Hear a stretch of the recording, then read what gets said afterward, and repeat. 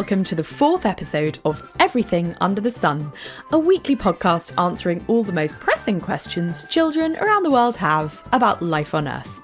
My name is Molly, and first I would like to say a big thank you to everyone who's been listening to the show, sharing it with their friends and family, and sending in questions. Everything Under the Sun has been doing really well. Its features is new and noteworthy on Apple Podcasts and went in its first week to the #1 spot in the Apple Kids podcast charts. So thank you so much to everyone, you're all amazing. Once again today I have 3 questions. The first is from Oscar. Here he is. Hi, my name is Oscar and I'm 9 and I'm wondering, why can't penguins fly? Hi Oscar, thank you for sending me your brilliant question. Everyone thinks of penguins around this time of year at Christmas. I recently went to Christmas at ZSL London Zoo and I walked around while all the animals were asleep to look at the brilliant light show the zoo have created with lovely carols, toasted marshmallows, and I even met Father Christmas. That night the penguins were sleeping, but their swimming pool was filled with music, lights and dancing penguins. So I thought I'd ask an expert from ZSL London Zoo to answer Oscar's question. Over to Suzi. Hello Oscar, thanks for your question. I'm Suzi, I'm a senior keeper here at ZSL London Zoo. Penguins can't fly because of a few reasons. Firstly, they have dense bones like you and me. Unlike the flight birds that you see around you every day, these guys have bones made up of a honeycomb structure, similar to a crunchy bar, which makes them light and able to get off the ground.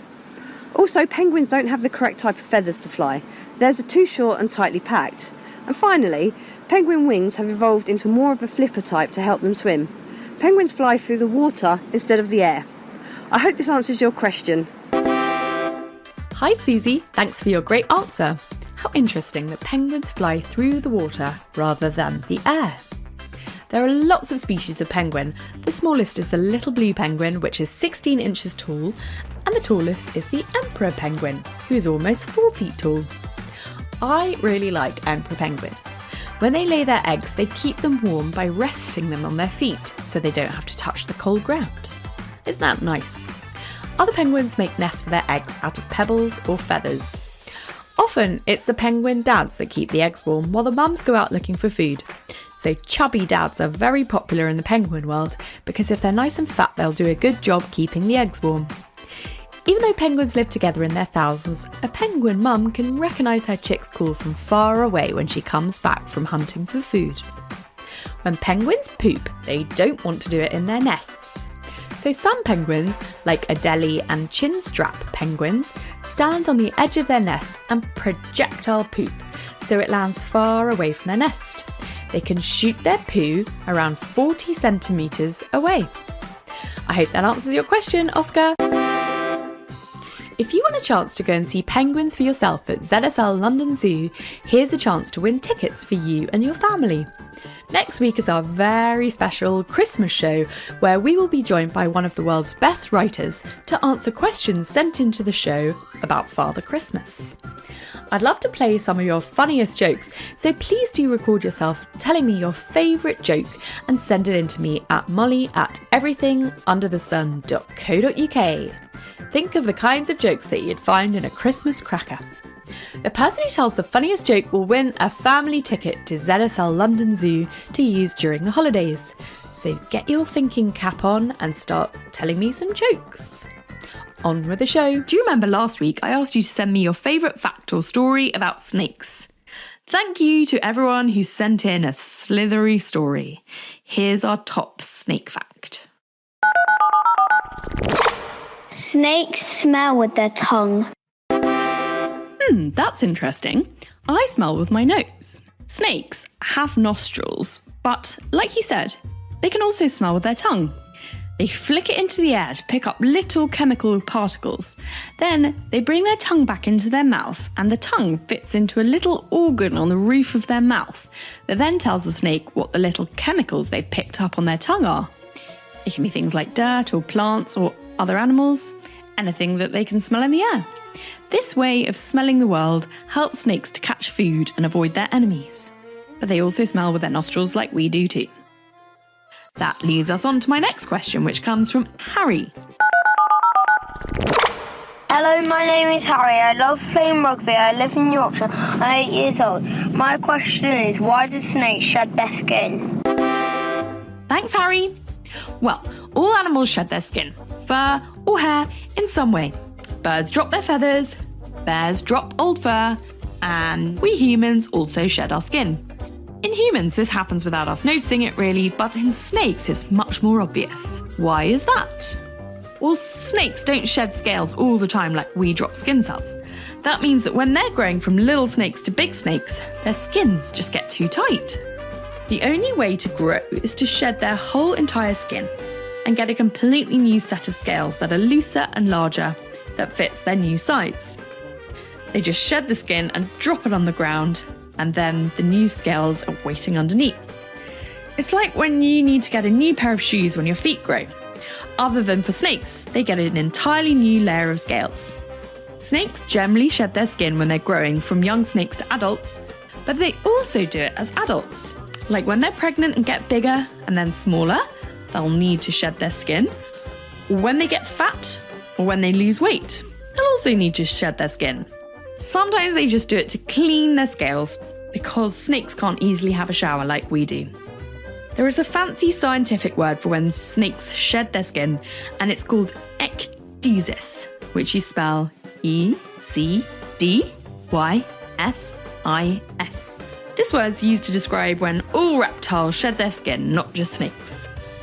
I hope that answers your question, Harry. If you have a question you would like answers, send it over to me at molly@everythingunderthesun.co.uk. My final question is from Caleb, who is 7 and lives in London.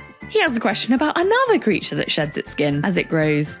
It's not a snake, it's a crab. My name is Caleb and I am 7 and I like rugby. My question is, how big can a giant crab get to? Great crabby question, Caleb. The biggest crabs on land are coconut crabs. They can grow up to 1 metre wide claw to claw, and that's about the length of a car wheel. Pretty big for a crab. Coconut crabs live in the Seychelles, which are tropical islands in the Indian Ocean. They're so strong they can break open a coconut with their pincers. They've also been known to hunt rats, and one has even been seen catching a seabird. I like all the different ways that coconut crabs use coconuts. Of course, they eat coconuts. To break one open, they smash it down on the ground. Sometimes they'll climb up a tree and drop it from the tree, hoping it will smash as it lands on the ground. Then they can easily eat the delicious flesh inside. Coconut crabs are able to get out of trees by falling. They can fall about 4.5 metres without hurting themselves. They live in underground burrows which they make cosy using the outside of coconut husks. Coconut crabs are a type of hermit crab. Hermit crabs use other creatures' shells to live inside as protection. They carry the shells on their back like a little mobile home. Coconut crabs only do this until they're 5 years old, when they grow their own thick skin called an exoskeleton. Then they don't need a snail shell anymore. But what about in the sea? There's an even bigger crab in the sea, and it's called the Japanese spider crab. It's absolutely huge, measuring about 5.5 metres from claw to claw, which is almost as tall as a giraffe. Can you imagine a crab being as wide as a giraffe is tall? That's absolutely massive. It has really long skinny legs, and in Japanese the name for the crab is Taka Ashigani, literally translating to tall legs crab. The crabs are orange with white spots along their legs. They've got tough exoskeletons to protect them when they're out in the sea, but they're also very clever, and they stick bits of sponges and other little sea creatures onto their bodies so that they blend in with the ocean floor and can't be easily seen by things that might want to eat them. Japanese spider crabs obviously live off the coast of Japan. They live in holes in the deep parts of the ocean. When they're born, they're really tiny and round, and you can see right through them. They float about in the sea for around 70 days before they start to look a bit crab-like. I wonder if they know then that one day they'll have enormous long legs and become the biggest type of crab in the world. I hope that answers your question, Caleb.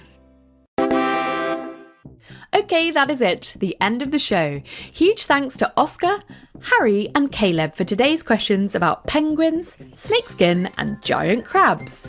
A huge thank you to Suzi at ZSL London Zoo for answering our penguin question and for offering a family ticket to the zoo to whoever sends in the funniest joke for next week's show. A big thank you to Ash Gardner at House of Strange for the theme song and Audio Networks for all the lovely incidental music we used this week. I'm so looking forward to the Christmas show because we have a very, very excellent guest joining us. He's one of the greatest writers and performers of our time who loves to tell magical stories to children. And they love to listen. He's joining us to answer a great question about Father Christmas and Mrs. Christmas. So make sure you subscribe to the show on Apple Podcasts or wherever you get your podcasts so you can be one of the first to hear the show as soon as it comes out.